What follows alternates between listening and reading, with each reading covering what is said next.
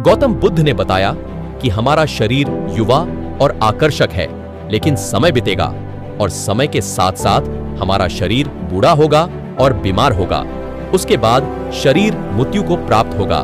मुझे बुढ़ापा, बीमारी और मृत्यु के कारण का ज्ञान प्राप्त करना है, इसीलिए मैंने संन्यास धारण किया है।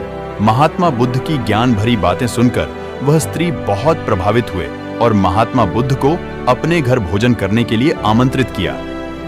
जैसे ही यह बात उस गांव वालों को पता चली तो गांव वाले महात्मा बुद्ध के पास आकर कहने लगे कि आप उस स्त्री के घर न जाएं, क्योंकि वो स्त्री चरित्रहीन है।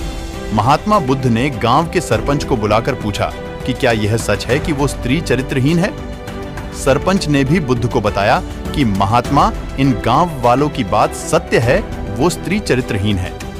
और तब महात्मा बुद्ध ने सरपंच का एक हाथ कहा, सरपंच जी, अब आप ताली बजाकर दिखाओ। तो सरपंच को आश्चर्य हुआ और कहा कि ये तो असंभव है, एक हाथ से ताली कभी नहीं बजती। तब महात्मा बुद्ध ने कहा, ठीक। इसी प्रकार कोई भी स्त्री अकेली चरित्रहीन नहीं होती। अगर वो स्त्री चरित्रहीन है तो आप सब गांव वाले भी चरित्रहीन हैं। तो मुझे भी आपके घर नहीं आना चाहिए। अगर पहले आप चरित्रहीन नहीं होते तो वो स्त्री भी चरित्रहीन नहीं होती। महात्मा बुद्ध की बात सुनकर सभी गांव वाले बुद्ध के सामने झुक गए और भूल की माफी लगे। और फिर महात्मा बुद्ध ने उस वेश्या स्त्री के घर भोजन किया।